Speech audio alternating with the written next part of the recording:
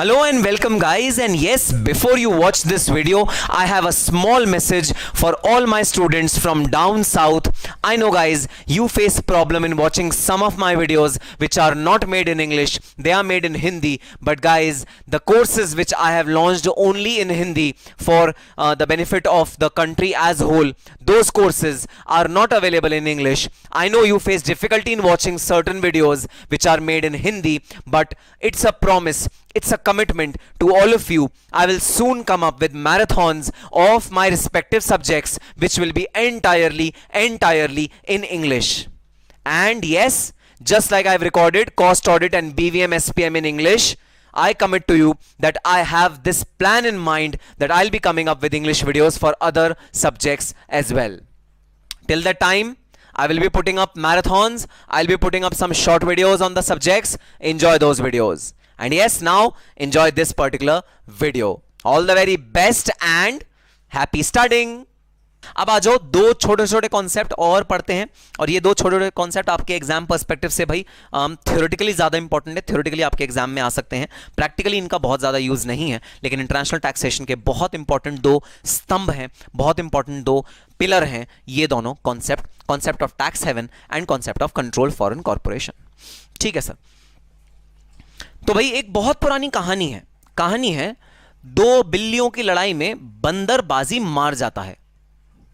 Sir, इस कहानी का यहां क्या रेलेवेंस? पहले कहानी तो सुन लो.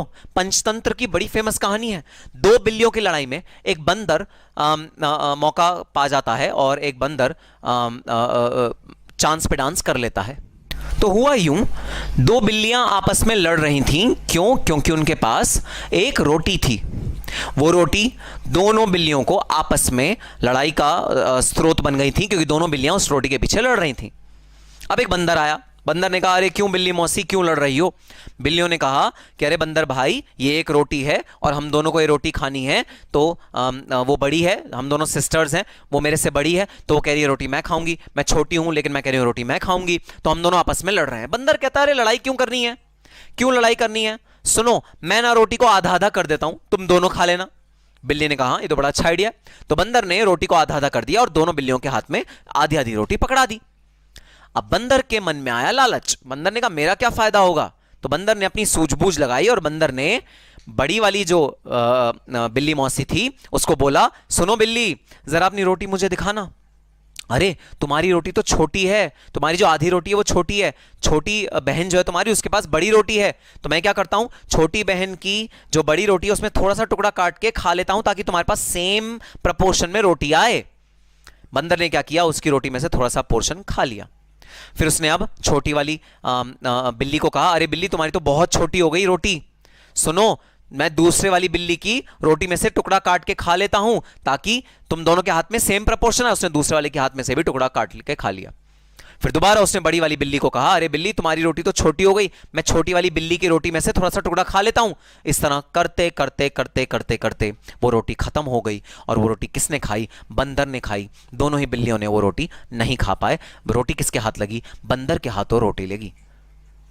Moral of the story is, जब दो लोगों के बीच में डिस्प्यूट होता है तो बेनिफिट कौन उठाता है? बेनिफिट उठाता है एक थर्ड पर्सन, बेनिफिट उठाता है एक थर्ड पार्टी.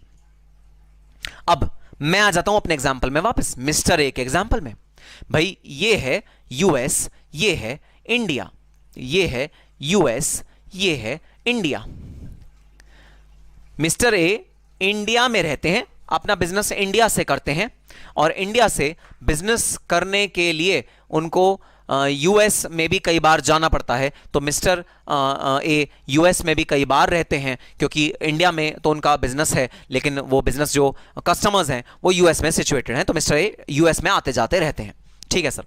अब मिस्टर ए जब यूएस में आते जाते रहते हैं तो मिस्टर ए यूएस की टैक्स अथॉरिटी से पूछते हैं, अरे यूएस की टैक्स अथॉरिटीज बताओ कि तुम कितने रेट का टैक्स लोगे मुझसे? यूएस की टैक्स अथॉरिटीज ने बोला, भाई हम लेंगे 18% का टैक्स रेट तुमसे.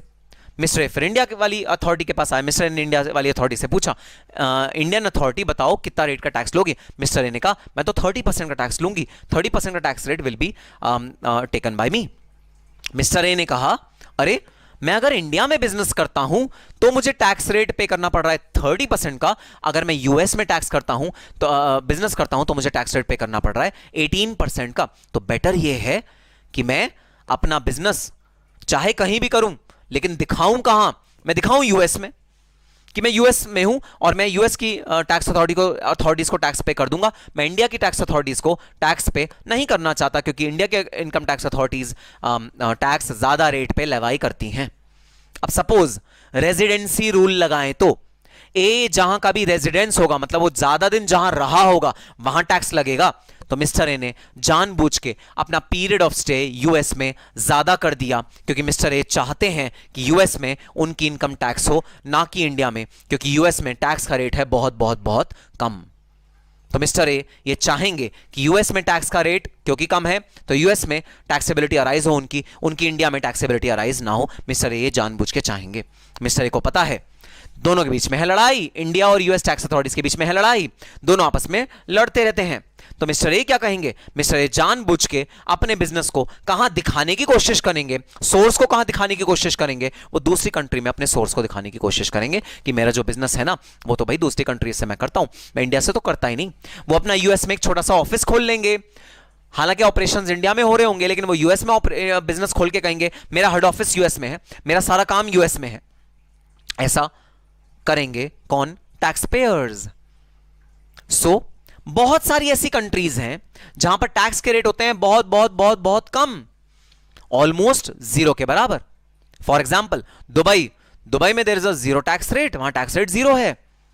अगर वहां टैक्स रेट जीरो है तो नेचुरल सी बात है हर टैक्स पेयर चाहेगा कि उसकी इनकम कहां टैक्स हो, दुबई में जाके टैक्स हो। हर टैक्स पेयर ये चाहेगा।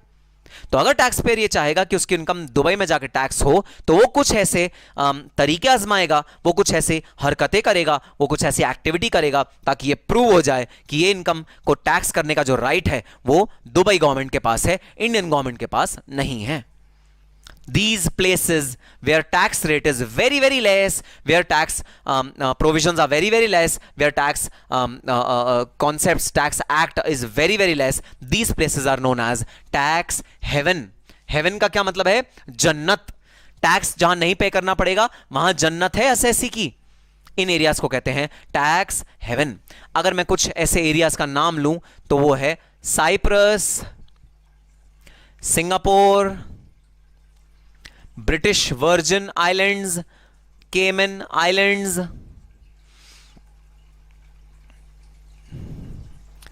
Mauritius, Delaware and many many many more. हालांकि मॉरिशस के केस में 2018 में एक लॉ आया है जिसने मॉरिशस को एक बहुत ज़्यादा बढ़िया, जो पहले टैक्स हेवन माना जाता था, अब उसे पलट दिया है। हम उस लॉ के बारे में भी डिस्कस करेंगे। लेकिन broadly tax havens are example of tax havens are these are tax havens where there is almost no or nominal tax rate. No tax rate है या नॉमिनल टैक्स रेट है, टैक्स पेयर चाहेगा उसकी income ज्यादा से ज्यादा इन वाले jurisdiction में फॉल करे ताकि उसे टैक्स पे ना करना पड़े या बहुत ही नॉमिनल रेट पे टैक्स पे करना पड़े, तो ये टैक्स पेयर चाहेगा। Then lack of transparency. भाई इन कंट्रीज में जो ट्रांसपेरेंसी होती है वो बिल्कुल भी नहीं होती। तो ट्रांसपेरेंसी ना होने से मेरा मतलब ये है कि इन वाली कंट्रीज की जो गवर्नमेंट होती है ना, वो अपने सिटीजन्स को तो ज्यादा बेनिफिट दे देती हैं टैक्स के रिस्पेक्ट में, और बाहर से कोई सिटीजन आता है उसे कम बेनिफिट देती है। लेकिन फिर भी जो जहां से वो आया है वहां की गवर्नमेंट से तो ज्यादा बेनिफिट मिल जाएगा, तो वो आएंगे जरूर बाहर के लोग, लेकिन अंदर के लोगों को ज्यादा बेनिफिट मिल जाएगा, बाहर के लोगों को कम बेनिफिट मिलेगा। ट्रांसपेरेंसी का लैक होगा इन वाले ज्यूरिसडिक्शन के अंदर। Third, no local presence required. अब देखना ये बड़ा इंपॉर्टेंट चीज है। रेजिडेंसी के लिए, जनरली रेजिडेंसी के लिए आपकी वहां प्रेजेंस होनी जरूरी है। जैसे अगर आपकी कंपनी है तो जहां उसके हेड ऑफिस लोकेटेड है, जहां उसका मेन बिजनेस लोकेटेड है, वहां पर वो माना जाता है कि वो कंपनी जहां पर से कंट्रोल हो रही है, वहां माना जाता है कि वो कंपनी सिचुएटेड है। अब कंट्रोल जहां से हो रही है, इसका मतलब बोर्ड ऑफ डायरेक्टर्स डिसीजन जहां से ले रहे हैं, ये होता है मतलब। तो जो ये वाली ज्यूरिसडिक्शन होती हैं, ये लोकल प्रेजेंस पे एम्फेसिस नहीं डालती। बोर्ड ऑफ डायरेक्टर्स चाहे कहीं भी डिसीजन ले रहे हो, अगर आपने एक कमरा ले लिया, एक कमरा ले लो ब्रिटिश वर्जिन आइलैंड्स में, और वहां एक बोर्ड लगा दो अपनी कंपनी का, तो ब्रिटिश वर्जिन आइलैंड सरकार जो होगी वो कहेगी कि हां ये कंपनी ब्रिटिश वर्जिन आइलैंड में सिचुएटेड है। जबकि इंडिया की सरकार कहेगी या जो टैक्स हेवन नहीं है उनकी सरकारें कहेंगी नहीं भाई नहीं, सिर्फ बोर्ड लगाने से थोड़ी तुम्हारा प्रेजेंस पता लगता है, तुम काम क्या कर रहे हो इंडिया में रह के ये बताओ, तो पता लगेगा कि तुम्हारा प्रेजेंस इंडिया में है या नहीं है। तो बहुत सारी कंट्रीज ऐसी हैं जो प्रेजेंस के बिना ही, प्रेजेंस अगर नहीं भी हो तो भी वो रेजिडेंसी को अपनी कंट्री में मान लेती हैं ताकि रेजिडेंट उस कंट्री का बन जाए और कम रेट पे टैक्स, मतलब बेसिकली टैक्स पेयर को बेनिफिट पहुंचाने वाली बात है भाई। टैक्स पेयर कोई तिकड़म लगा के रेजिडेंसी उस कंपनी की, उस कंट्री की लेना चाहेगा जहां टैक्स रेट कम हो, और वो कंट्री जो टैक्स हेवन होती हैं ये उनको मदद करती हैं कि हम तिकड़म लगाने में आओ, तुम्हारी मदद करते हैं, हम लोग अपने जो बेंचमार्क रखेंगे, जो अपने रूल्स रखेंगे वो इतने ईजी रखेंगे कि तुम आराम से हमारी कंट्री के रेजिडेंट बन जाओगे। सो ऐसी कंट्रीज में लोकल प्रेजेंस की रिक्वायरमेंट नहीं होती। ऐसी कंट्रीज में वहां आदमी मौजूद हो रेजिडेंसी प्रूव करने के लिए जरूरी नहीं है। कंपनी कंट्रोल्ड एंड ओन्ड हो वहां पर जरूरी नहीं है। अगर कंपनी ने बोर्ड भी लगा दिया, ब्रिटिश वर्जिन आइलैंड बोलेगा अरे कंपनी ब्रिटिश वर्जिन आइलैंड में सिचुएटेड है।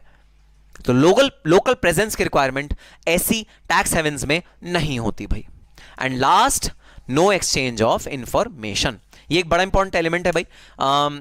आपने सुना होगा इंडियन सरकार जो हमारे स्विट्जरलैंड में स्विस बैंक अकाउंट्स हैं उनसे इंफॉर्मेशन मंगा रही है कि इंडिया के जो लोगों ने अपना बैंक अकाउंट स्विट्जरलैंड में खोला हुआ है उनकी जरा इंफॉर्मेशन हमें इंडिया में दे दो। और स्विट्जरलैंड के लोग कह रहे हैं नहीं भाई नहीं, हम तो नहीं देंगे, हम ये इंफॉर्मेशन शेयर नहीं कर सकते। सुनने में आता है बड़े बड़े पॉलिटिशियन, बड़े बड़े अंडरवर्ल्ड के लोग, बड़े बड़े बॉलीवुड की हस्तियों के मोटे मोटे बैंक अकाउंट स्विट्जरलैंड के इन बैंक्स में सिचुएटेड है, लेकिन स्विट्जरलैंड गवर्नमेंट इनको इंडिया को शेयर करने में रेडी नहीं होती। तो टैक्स हेवन का एक ये बड़ा पिक्यूलियर फीचर होता है, ये लोग अपनी इंफॉर्मेशन किसी भी सरकार के साथ शेयर करने में रिलक्टेंट होते हैं, उनको रिस्ट्रिक्ट करते हैं। क्यों? क्योंकि इन्हें पता है अगर इंफॉर्मेशन सरकारों से शेयर हो गई तो वो सरकारें इन वाले लोगों को परेशान करेंगे, हैरेस करेंगे और उनसे इनकम टैक्स लेने की कोशिश करेंगे जो हमने नहीं लिया, जो स्विट्जरलैंड ने नहीं लिया। तो सर एक बात बताइए, आप कह रहे हैं कि लोग लो टैक्स लेते हैं या नो टैक्स लेते हैं। सर तो एक चीज बताइए, फिर इनकी इकोनॉमी चलती कैसे है? अरे ये जी कैसे रहे हैं, ये जिंदा कैसे हैं, इनका रेवेन्यू सोर्स क्या है? क्योंकि बड़ी सीधी सी बात है भाई, इनकम टैक्स रेवेन्यू सोर्स होता है किसी भी गवर्नमेंट का। तो अगर ये टैक्स ही नहीं कलेक्ट कर रहे तो इनका रेवेन्यू का सोर्स क्या है? ये अपना खर्चा कैसे चला रहे हैं? भाई सीधी सी बात है, ये लोग अपना टैक्स का इनकम को जीरो करके एक बहुत बड़ी इनकम कमा रहे हैं। लोग इन कंट्रीज के अंदर इन्वेस्ट करते हैं अपना पैसा टैक्स का बेनिफिट लेने के लिए, और वो पैसा जो इन कंट्रीज के अंदर आता है, इन कंट्रीज की इकोनॉमी उस पैसे से ही चलती है। तो आज से 20 या 30 साल पहले अगर तुम सिंगापुर जाते तो सिंगापुर में बिल्कुल भी इकोनॉमिक डेवलपमेंट नहीं था। सिंगापुर में अपने कोई रिसोर्सेज नहीं है जिनको बेच के वो पैसा कमा सके, तेल नहीं है उनके पास कोयले की खाने नहीं है, ऐसा कोई बिजनेस नहीं है उनके पास जिसको वो करके अपना कंट्री की इकोनॉमी को बूस्ट कर सकते। तो उन्होंने क्या किया, उन्होंने टैक्स के इंसेंटिव्स दिए लोगों को बोला कि आप अपने बिजनेस को यहां पर सिचुएट करो लाके जानबूझ के, ताकि आपको टैक्स बिल्कुल भी ना लगे आपके बिजनेस पे। लोगों ने ऑल ओवर द वर्ल्ड से अपने बिजनेसेस सिंगापुर में जाके लोकेट कर लिए ताकि टैक्स का बेनिफिट मिले, टैक्स बिल्कुल भी पे ना करना पड़े, और उन सब लोगों का जो पैसा सिंगापुर में इन्वेस्ट हुआ उस इन्वेस्टमेंट से सिंगापुर की तरक्की हो गई, उस इन्वेस्टमेंट से सिंगापुर का डेवलपमेंट हो गया। तो अगर तुम्हारे पास अपना पैसा नहीं है अपनी कंट्री में इन्वेस्ट करने के लिए तो क्या करना पड़ेगा? बाहर की कंट्री से पैसा मंगाना पड़ेगा। बाहर की कंट्री से पैसा मंगाने का बड़ा सिंपल तरीका, उन्हें इनकम टैक्स का बेनिफिट दे दो। उन्हें बोलो अगर तुम यहां पर आके अपना बिजनेस इनकम कमाते हो तो हम पीजीबीपी जीरो रेट पे टैक्स कर देंगे। सारे वर्ल्ड से लोग उसी जगह आ जाएंगे जहां पर टैक्स रेट बहुत बहुत बहुत कम होगा। यही काम किया मॉरिशस ने, यही काम किया साइप्रस ने, यही काम किया ये छोटे छोटे आइलैंड्स ने जिन्होंने अपनी इकोनॉमी को तरक्की पे की राह पे ले गए। उन्होंने कहा चलो कोई बात नहीं, इनकम टैक्स हम नहीं अपना ले रहे हैं ना, इनकम टैक्स का हमें लॉस हो रहा है ना, कोई बात नहीं, पैसा तो इनफ्लो हो रहा है जिसकी वजह से हमारी इकोनॉमी की तरक्की तो हो रही है, हमारे लिए इतना काफी है, हमारे लिए इतना सफिशिएंट है। सो इनकम टैक्स को बचाने का, इनकम टैक्स को सेव करने का जो मकसद है इन वाली कंट्रीज का, इनकम टैक्स में छूट देने का जो मकसद है वो किस लॉजिक से है? वो लॉजिक बड़ा सिंपल सा है, ये इन्वेस्टमेंट चाहती हैं अपनी कंट्री के अंदर, लोग आके हमारी कंट्री में इन्वेस्ट करें, बस इन्हें इनकम टैक्स नहीं चाहिए क्योंकि लोगों ने जो इन्वेस्ट किया इनकी कंट्री में जाके उससे इनकी कंट्री डेवलप हो गई, उससे इनकी कंट्री तरक्की पे पहुंच गई। सो Despite of the fact that there is no income tax in certain countries, they generate huge amounts of infrastructure. The infrastructure is par excellence due to the investment which flows into these particular countries. So these countries are known as tax heaven. और अब इन tax havens के चलते हर businessman, हर individual, हर HUF, हर company यही सोचेगा कि भाई काश हमारा बिजनेस इन वाले टैक्स हेवन्स में अराइज हो, इन वाले टैक्स हेवन्स में रहे, ताकि हमारे बिजनेस में हमको टैक्स नहीं देना पड़े. अगर बिजनेस ट्रांजैक्शन इनमें अराइज हुई, इनकम इसमें लोकेटेड हुई, इनकम का ओरिजिन ये हुआ, तो बल्ले बल्ले हो जाएगी, एक भी रुपए का टैक्स पे करने की जरूरत नहीं पड़ेगी. So this is the concept of tax havens. And last concept जो हम देखने वाले हैं और कुछ समय बाद बुक से भी पढ़ेंगे भाई अपने, लास्ट कॉन्सेप्ट है कंट्रोल्ड फॉरेन कॉरपोरेशंस. अब ये एक बड़ा यूनिक टाइप का मैकेनिज्म होता है. इस मैकेनिज्म में भी भाई इसी तरह का कुछ टैक्स हेवन की मदद ली जाती है टैक्स को अवॉइड करने के लिए. आओ समझते हैं कैसे. भाई इंडिया में एक कंपनी है ए लिमिटेड. ए लिमिटेड की होली ओन्ड सब्सिडरी है दुबई में. 100% शेयर्स जो बी लिमिटेड के ओन करता है वो ओन करता है ए लिमिटेड. 100% शेयर्स जो बी लिमिटेड के ओन करता है वो ओन करता है ए लिमिटेड. बदले में बी लिमिटेड ए लिमिटेड को डिविडेंड देती है. बदले में बी लिमिटेड ए लिमिटेड को डिविडेंड देती है और डिविडेंड इनकम ए लिमिटेड के हाथ में टैक्स होता है नेचुरली. अब मैंने आपको बताया इंडिया में इनकम टैक्स का जो रेट है वो अप्रॉक्सिमेटली 30% है. दुबई में जो इनकम टैक्स का रेट है वो 0% है. ठीक है, तो अब ए लिमिटेड जो अपने बिजनेस पे इनकम कमाएगी नेचुरली उस पे इंडिया पे इसको टैक्स देना पड़ेगा. एडिशनली ए को टैक्स देना पड़ेगा किस इनकम पे, जो बी लिमिटेड ए लिमिटेड को डिविडेंड्स डिक्लेयर कर रही है उस पे. अब जो बी लिमिटेड इनकम कमा रही है वो दुबई में है 0 टैक्स रेट पे टैक्स, तो बी लिमिटेड की पीजीबीपी इनकम 0 रेट पे टैक्स हो जाएगी. लेकिन जैसे ही बी लिमिटेड डिविडेंड डिक्लेयर कर देगी ए लिमिटेड को, पूरा का पूरा डिविडेंड ए लिमिटेड के हाथ में टैक्स हो जाएगा एट द रेट ऑफ 30%. क्या बेनिफिट हुआ? कुछ भी नहीं. बी लिमिटेड को दुबई में हम लोकेट जो किया हमने बी लिमिटेड को, क्या भाई बेनिफिट हुआ? कुछ खास बेनिफिट नहीं हुआ सर, क्योंकि हमें अल्टीमेटली डिविडेंड के रूप में तो टैक्स पे करना पड़ा. यहां पीजीबीपी तो बचा लिया, पीजीबीपी का टैक्स तो बचा लिया, लेकिन यहां पर जब डिविडेंड की तरह डिक्लेयर हुआ तो वो टैक्स हमारा नहीं बचा, हमारे को उस अमाउंट पे टैक्स देना पड़ा.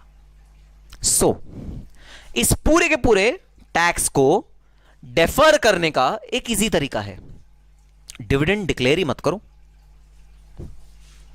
अरे सुनो बी लिमिटेड, तुम हो तो ए लिमिटेड का याम. इंडियन इनकम टैक्स अथॉरिटीज तभी टैक्स कर सकती हैं जब डिविडेंड डिक्लेयर हो. तो इंडियन इनकम टैक्स अथॉरिटीज ताक लगा के बैठी हैं, अरे बी लिमिटेड लाओ डिविडेंड दो, अरे बी लिमिटेड लाओ डिविडेंड दो. ये इनकम टैक्स अथॉरिटीज ताक लगा के बैठी है, Indian income tax authorities, B limited dividend दो. B limited Indian income tax authorities को कहता है इल्ले इल्ले नहीं दे रहे डिविडेंड.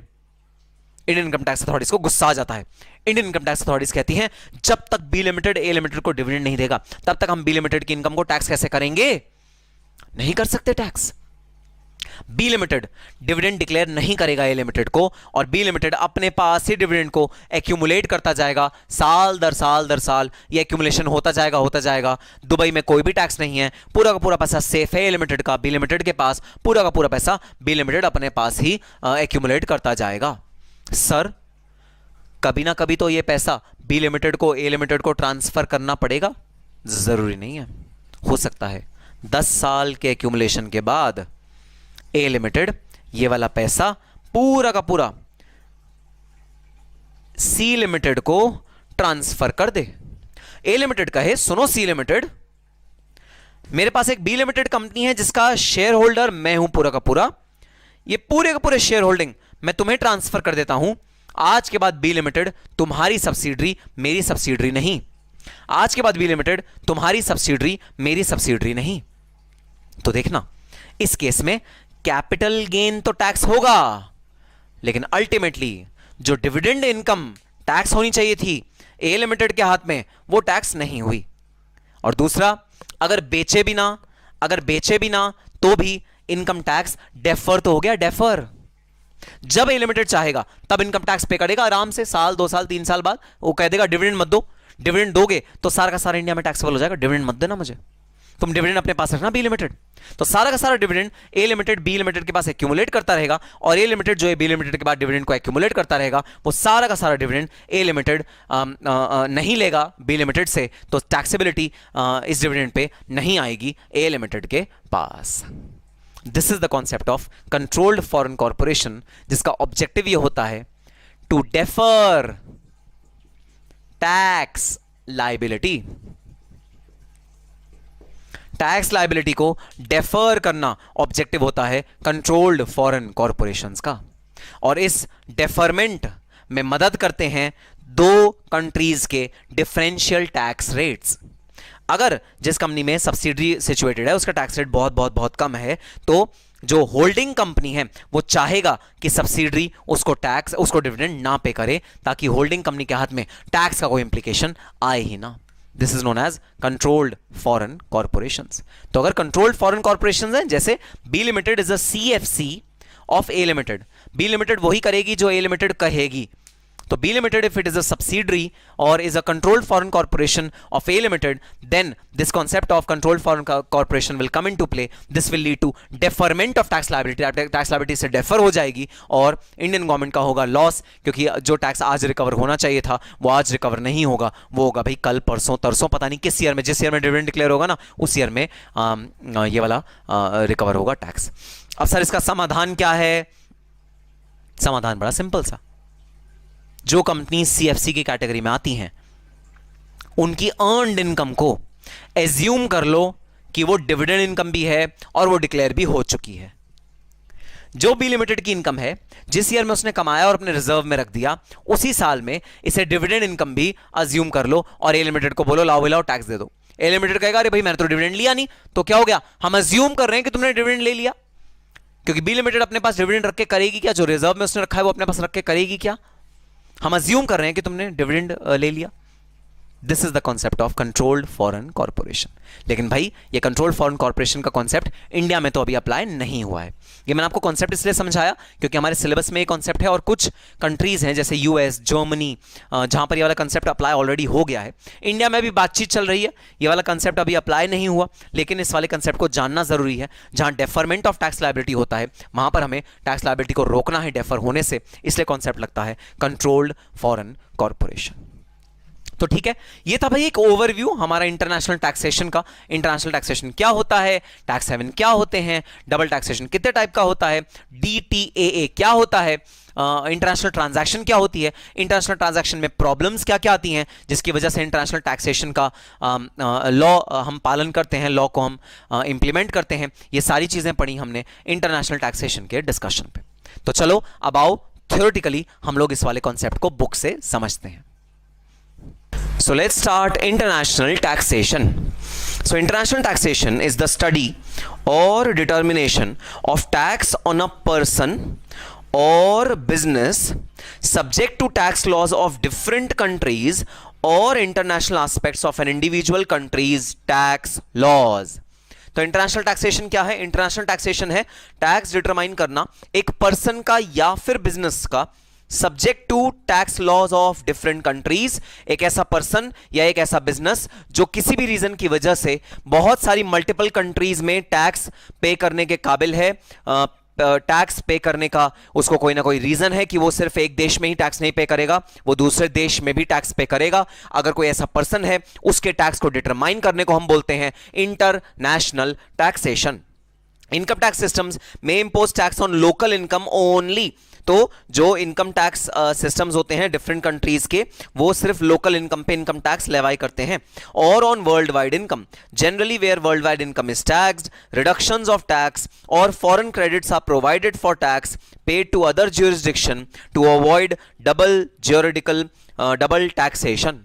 तो भाई सीधी सी बात, अगर दो कंट्रीज टैक्स रिसीव करेंगी किसी भी पर्सन से, टैक्स लेवाई करेंगी किसी भी पर्सन से, तो दोनों में से किसी एक कंट्री को क्रेडिट देना पड़ेगा। किसी एक कंट्री को उस टैक्स का डिडक्शन देना पड़ेगा उस एसएससी को। Same income can not be taxed twice, दो बार एक इनकम को हम टैक्स नहीं होने देंगे। और इंटरनेशनल टैक्सेशन में यह वाला मुद्दा सबसे ज्यादा उठता है। क्यों सबसे ज्यादा उठता है? इसलिए कि इंटरनेशनल टैक्सेशन में एक टैक्स अथॉरिटी नहीं, दो टैक्स अथॉरिटी इन्वॉल्व होती हैं, इसलिए डबल टैक्सेशन का मुद्दा सबसे ज्यादा अगर कहीं उठता है तो वो इंटरनेशनल टैक्सेशन में ही उठता है।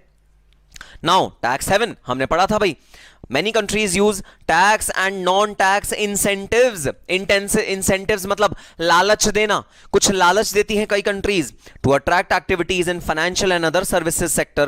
these countries offer foreign investor an environment with no or nominal taxation। ऐसी जो countries होती हैं वो foreign investors को एक ऐसा ecosystem provide करती हैं, एक ऐसा environment provide करती हैं जहां no या nominal tax है, जहां tax बिल्कुल भी नहीं है या बहुत कम रेट का टैक्स है, which is usually coupled with a reduction in regulatory और administrative constraints। तो हम लोग कोशिश करते हैं ताकि फॉरेन इन्वेस्टर्स बहुत ज्यादा आए हमारी कंट्री में। टैक्स नहीं लेंगे भाई उनसे, बहुत कम टैक्स लेंगे भाई उनसे। दूसरी बात, उन्हें एडमिनिस्ट्रेटिव हैसल से भी बचा लेंगे। मतलब अगर उन्हें कंपनी सपोज एस्टैब्लिश करनी है इंडिया में, तो भाई 10 तरह के डॉक्यूमेंट भरो, 10 तरह के कागजात भरो, यहां साइन करो, यहां साइन करो, यहां साइन करो, यहां साइन करो, यहां साइन करो, इस बाबू के पास जाओ, उस बाबू के पास जाओ, उस बाबू के पास जाओ।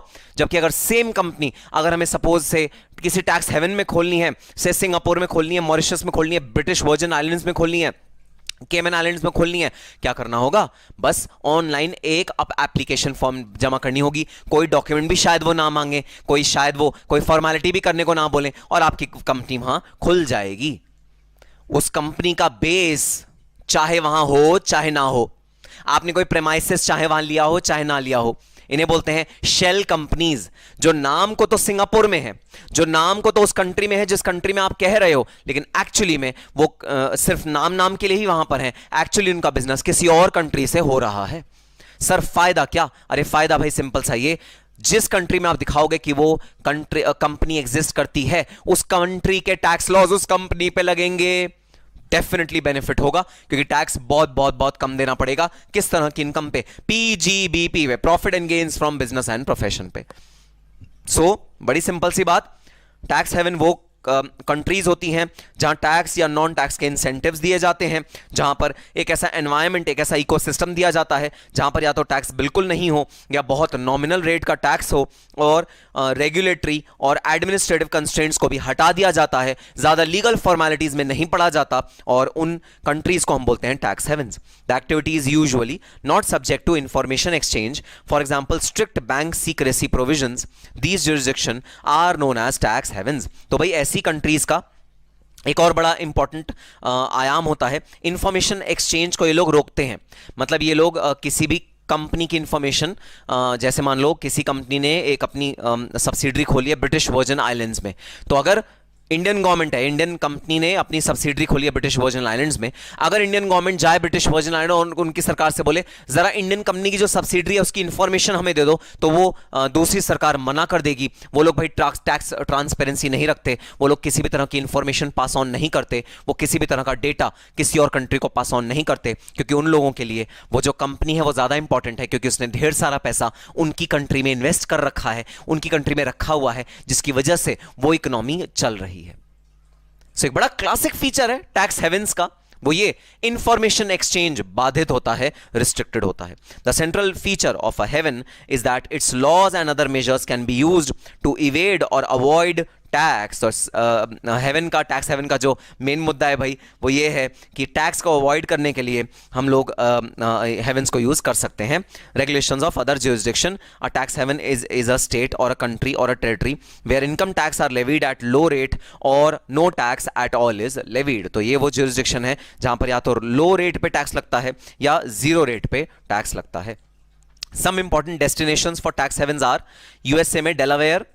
भाई डेलावेयर वो एरिया है जहां पर इंफॉर्मेशन टेक्नोलॉजी बूम है, मतलब ये वो एरिया है यूएस का जहां पर बड़ी बड़ी कंपनीज के हेडक्वार्टर्स हैं जो भी इंफॉर्मेशन टेक्नोलॉजी से डील करती हैं। जैसे ऑरेकल की 5 से 7 बिल्डिंग्स हैं वहां पर डेलावेयर में। सो ये वो एरिया है जो पहले यूएस में बिल्कुल भी मतलब बहुत ज़्यादा डेवलप नहीं था, बहुत ज़्यादा ग्रो नहीं था, लेकिन गवर्नमेंट ने फिर इसको एक टैक्स हेवन बना दिया ताकि ये ग्रो हो जाए। और आज के डेट में Delaware is one of the fastest growing economies or countries in the world. Nevada, Wyoming in Europe, Andorra, Canary, Netherlands, Cyprus, Asia में मॉरिशस, सिंगापुर, दुबई, नायरोबी, ये सब टैक्स हेवन्स हैं जहां पर टैक्स रेट बहुत बहुत बहुत कम है, एडमिनिस्ट्रेटिव हैसल्स भी बहुत बहुत बहुत कम है। की factors, 4 key factors are used to determine whether jurisdiction is a tax haven. तो 4 कौन सी चीजें आप देखोगे जिनको देख के आपको ये पता लगेगा कि भाई हाँ, ये वही बदमाश कंट्री है जो बदमाश कंट्री टैक्स हेवन बन चुकी है और अपने टैक्स बेनिफिट दे दे के दुनिया का पैसा अपने यहां मंगवा रही है और टैक्स एक भी रुपए का उन वाली कंपनीज को नहीं देना पड़ता। कैसे पता लगेगा? Number 1, imposes no or nominal taxes. तो जो कंट्री बहुत कम टैक्स रेट रखती है, 1%, 2%, 5%, उसे कहते हैं टैक्स हेवन, या जीरो रख दे अगर, जैसे Dubai is a zero tax country. Tax havens impose nil or only nominal taxes and are places which may be used by non residents to escape high taxes in their country of residence. तो जहां पर ये non residents located हैं, वहां पर वो अगर बहुत ज्यादा हाई टैक्स से सफर करते हैं तो वो लोग अपना बिजनेस ट्रांसफर कर देते हैं इन कंट्रीज में। कोई एटलीस्ट चलो पूरा बिजनेस भी ना ट्रांसफर करें तो उसका थोड़ा सा एक सेक्शन ट्रांसफर कर दें, कुछ तो टैक्स बचेगा, थोड़ा तो टैक्स बचेगा। जैसे मैं तुम्हें एग्जांपल देता हूं, भाई सैमसंग के टीवी आते हैं बड़े बड़े, सैमसंग के टीवी मैन्युफैक्चर सपोज होते हैं जापान में, जो मेन मैन्युफैक्चरी है, सपोज मैं एग्जांपल ले रहा हूं, जापान में वो मैन्युफैक्चर हो रहे हैं। अब उसका एक बैकएंड ऑफिस है भाई इस वाली सैमसंग की कंपनी का, जो एक अलग कंपनी के अंदर फॉर्म्ड है, और वो बैकएंड जो लोग होते हैं ना, उनका क्या काम है? सर्विसेज देना। तो वो कॉल अटेंड करते हैं, अगर किसी को टेक्निकल सपोर्ट चाहिए होता है सैमसंग के टीवी में, तो वो कॉल जब अटेंड करेंगे तो कॉल का रिस्पॉन्ड करेंगे और उन्हें सर्विस रेवेन्यू मिलेगा। तो अभी जो सर्विस रेवेन्यू है, इसके लिए जापान में होना जरूरी नहीं है। ये तो आप जापान में हो, चाहे आप बर्म्यूडा ट्रायंगल में हो, चाहे आप साइप्रस में हो, कहीं भी हो, चल जाएगा कॉल सेंटर वाला जॉब। तो इसलिए सैमसंग क्या करेगी, जो उसकी मेन डिस्ट्रीब्यूशन वाली जो विंग है उसको तो जापान में रखेगी, ये जो बैकएंड वाले फंक्शन होते हैं इनको ले जाएगी साइप्रस, या इवन जो मैन्युफैक्चरिंग वाले सेक्शंस होते हैं इनको ले जाएंगे किसी लो टैक्स ज्यूरिसडिक्शन में।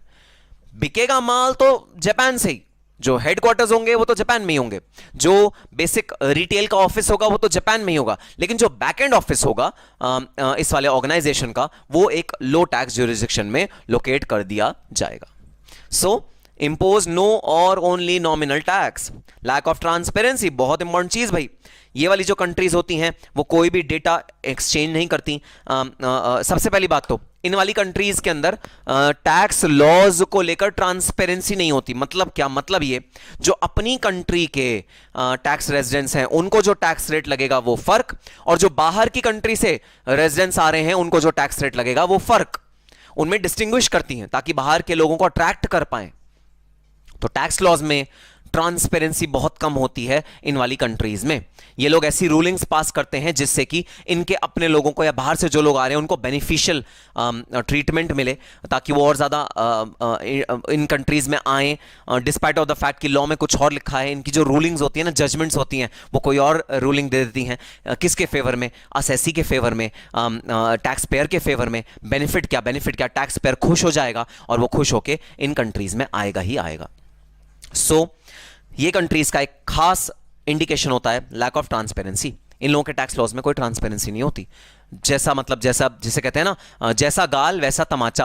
तो एक दुकानदार के पास जब आप जाते हो ना, तो अगर वो आपको देख ले, अरे वाह ये तो बड़े साउथ दिल्ली टाइप के लोग हैं और इनमें ये तो बहुत ज़्यादा एक्सपेंसिव चीज़ खरीद सकते हैं, तो अपने चीज़ों के दाम कई लोकल दुकानदार वाले वो बढ़ा देते हैं।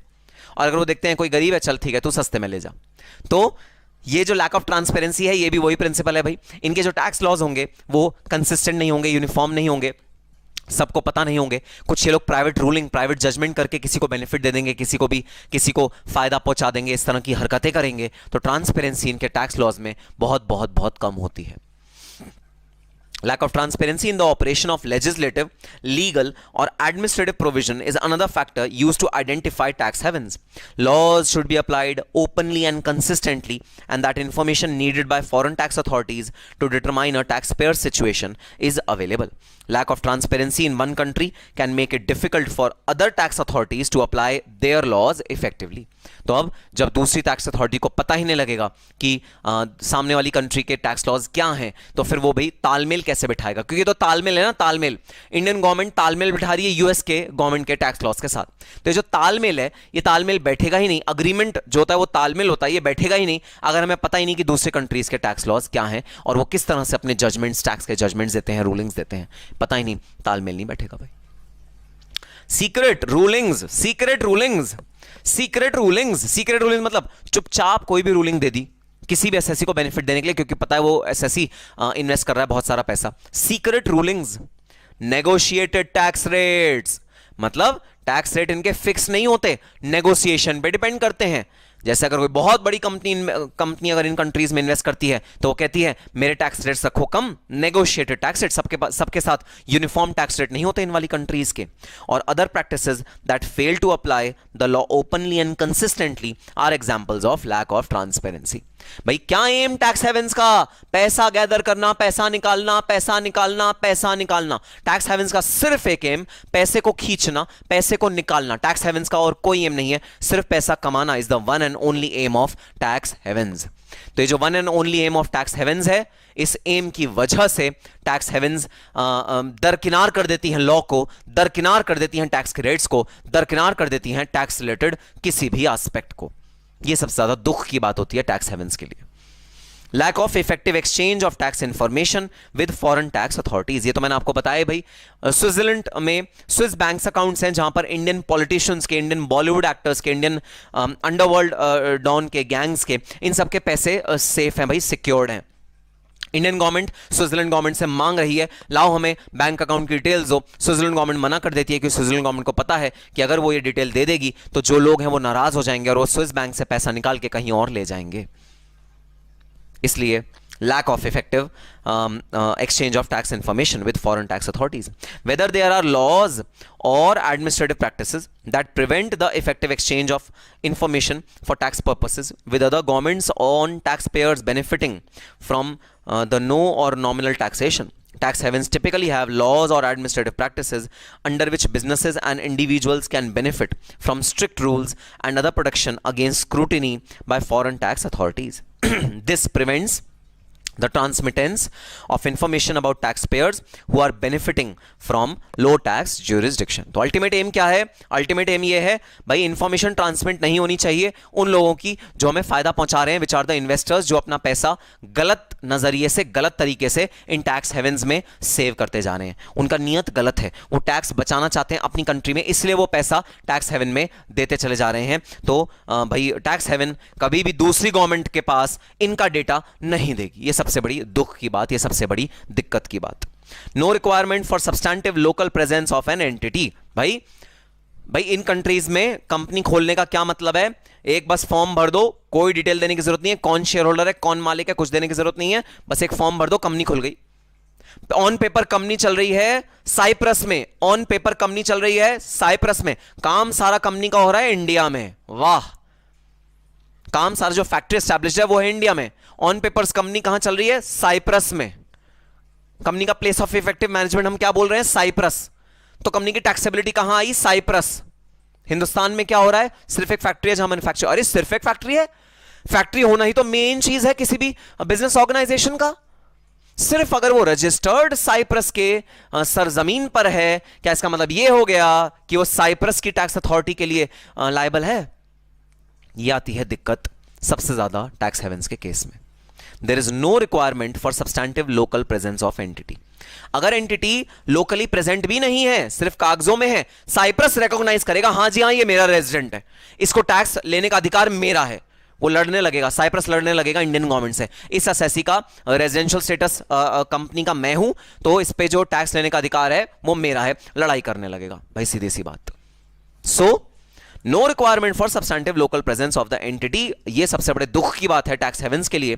The absence of a requirement that the activity be substantial is important because it suggest a jurisdiction may be attempting to attract investment and transactions that are purely tax driven. Substantial activity अगर Cyprus में नहीं है, इसका मतलब यह है Cyprus की entity सिर्फ और सिर्फ एक पर्पस से बनाई गई है, टैक्स बेनिफिट, और कोई मतलब ही नहीं है साइप्रस में एंटिटी बनाने का भाई।